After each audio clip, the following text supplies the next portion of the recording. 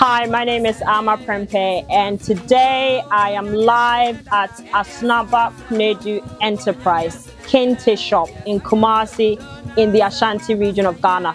So I've come for round 2 of a walkthrough on Kente with our one and only teacher Kantanka, Osebonsu Safo Kantanka. And this shop happens to be the shop where Idris Elba, British actor, when he visited Ghana in 2023, he bought his kente right in the shop. So I want to know more about Royal Kente, what the king wears, how it's done, how his scouts are able to scout out and see if another person is wearing something similar to the king, so they can alert the king ahead of time for events. And so teacher Kantanka will be taking us through this. So teacher, over to you. Well, as you've already mentioned, Right. We have categories and different types of kente. Right. Now we have type of kente which is worn by ordinary people. Mm-hmm. Ordinary people because the most intricate aspect of the kente determines the costs. Mm-hmm. So the ordinary people's one normally takes a very short period to weave. Now in the case of the medium one also takes a longer period than the ordinary. Mm-hmm. Then we have a more complex one, mm-hmm. which takes a very longer period. Mm-hmm. And these complex ones are normally set aside mm-hmm. for the kings, for the people who are wealthy, mm-hmm. those who can pay for such things. Under normal circumstances, the king can wear all categories, all mm-hmm. types. Mm-hmm. But his type is usually designed differently. The name would be the same. Right. The pattern would be the same, mm-hmm. but the complications and the texture of the kente will be different. Right. Because if we have to use, about say, 3 categories of weaving, his would jump to the 5th category. Mm-hmm. So there is usually a difference between that type with the king wears, which important personalities like the big chiefs who are lower than the king wear. They also will not wear the same type as the king would wear. Mm-hmm. So there is a category of a choice. Right. So sometimes people can go wayward mm-hmm. and go and make more complex ones, mm-hmm. which would seem closer to what the king would wear. Mm-hmm. So what a king does is the whole institution for the king's wardrobe. Mm-hmm. That is, he has a whole chief responsible for his clothing. Mm-hmm. And this chief has scouts under him. Mm-hmm. So before the king comes to take his seat in any gathering, the scouts and then the chief wardrobe or the king or the chief of responsible for wardrobe mm-hmm. would move round mm-hmm. to see if anybody is wearing mm-hmm. the type he has decided to let the king wear. He's the one who chooses for the king. Mm-hmm. So he knows what he's going to choose for the king. Mm-hmm. So he comes round with the scouts mm-hmm. to see if they have somebody is wearing something closer to what he has chosen for the king to wear for the day. Right. If he notices that somebody is wearing something closer, then he goes back and he will change what he has chosen for the king. Mm-hmm. In this case, it's the king who would change his. Right. Now, when the king comes to sit, before anybody comes in with another type closer to the king's, then the one coming late would have to change his. And for that to be more democratic, what they do is to advise the one who has come late Right. to change his, and they will select a particular type of cloth, same kente, which is being stored, ask him to wear one of those so that his will be put aside. And when he's going back, when the time ends for the meeting to come to an end or the gathering to come to an end, they will give back his kente to him. So this is, in the olden days, what they did was that whether you came in late or you came in earlier, you would have to change yours. Right. In this modern dispensation, it is the other way around. Okay. The king comes late, therefore the one who came first, the king will change his because he's coming late. Right. But if somebody comes later than the king, then he would have to change. Right. But he may not have come with other pieces of cloth. So the wardrobe chief would aid him to change by giving him another type to wear. Okay, very interesting. So, teacher, can you pick a Kente example for us that His Royal Majesty King Opemsuo will likely wear at an event at Anakwesi Day, and explain the colors, the symbols for us? We can not get any of what the king would wear. Right. Because his kente is not sold in the shops. Right. He's almost always, his kente is designed by his craftsmen. Okay.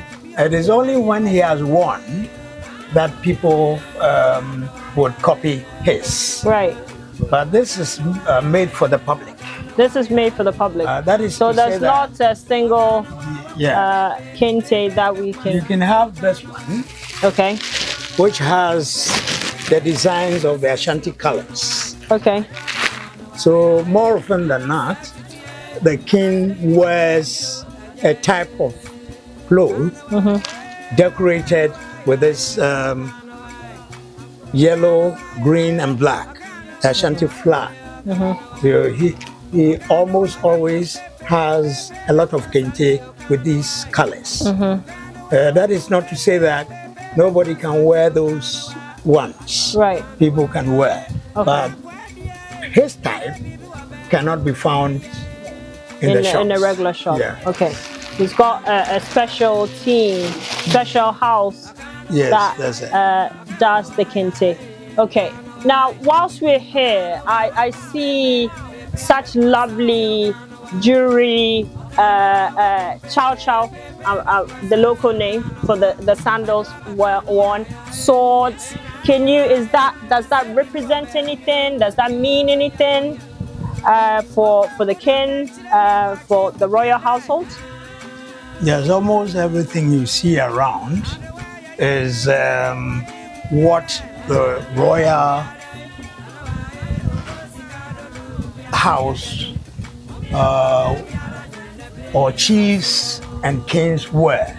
Right. Almost everything you see around. Right. Queen mothers, queens, chiefs, kings have all these as their decorations. Right. They used to decorate the body. And some of the things are also symbols. They are only symbols. They are not used for decorating the body, but they are used as symbols. For example, you're talking about the sandals. Right. The sandals is called ahinema.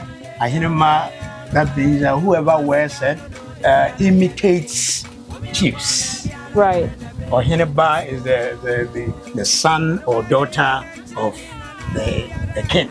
So if you are doing something closer to what a chief would wear, then the type of sandals is called ahinema. Ahinema. Now it has also got another name, which is called chow chow. Chow chow is the way it sounds. So it is the onomatopoeia approach to the naming. Yeah. Oh wow! So that okay. is chow chow. That is the sound it gives when people wear and walk around. Now others are the top ones we see there are socks, which are used to dance during a time that a chief or the king is dancing. They normally use swords. So who gets to hold the sword? Can I, for example, buy a sword, or it's only specifically for kings and queens? Well, for decoration, yes. You can have all types of things as decoration, but using it on your body as body decoration requires permission from whichever chief is around. Okay. What about the hats? Yeah, Do they symbolize anything, or? Yes, they are also decorated to have names, meanings, and philosophy behind them. What the type of caps that you're seeing up there are decorated with guns and swords, presupposing that it is used by chiefs and queens. Okay. Wow. And this is called krobonche. Krobonche. Yeah, that's it. Okay. And finally, these over here. Yeah, they are used as whips. Whips. Yes, for in the olden days when chiefs go to the war front, they normally whip people to move to the war front, especially those who are exhibiting signs of cowardice. So this is why the chiefs would have this around their necks. So when it comes to whipping people to the war front, they use that. These days, they are only meant for decoration. Okay.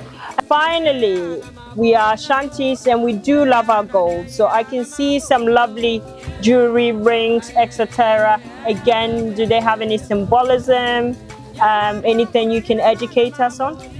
Yeah, they are all for body decoration of chiefs and queens. And ordinary people can wear simple ones. Each has a name, meaning, and philosophy attached to them. Some of them can be explained simply by the designs on them. If you see usually some symbols of animals, because our culture is such that animals are symbols for our groupings. For example, we are maternal and we have 8 families. Everybody who belongs to the community belongs to one of the 9 maternal groups. Okay. So, and each maternal group has a symbol. The Adriana group, they use the dog. The Asuna, they use the crow.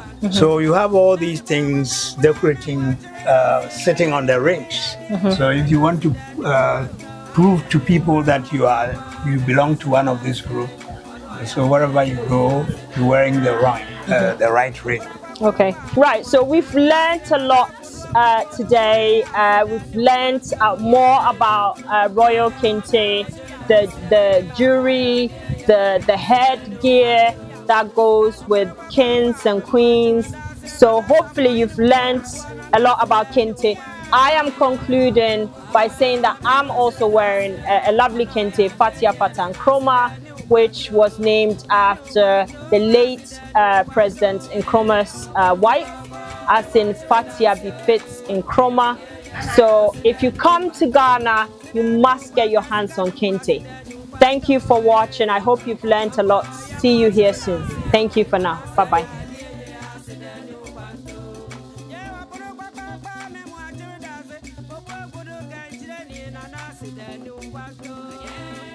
Wa wa wa, me wa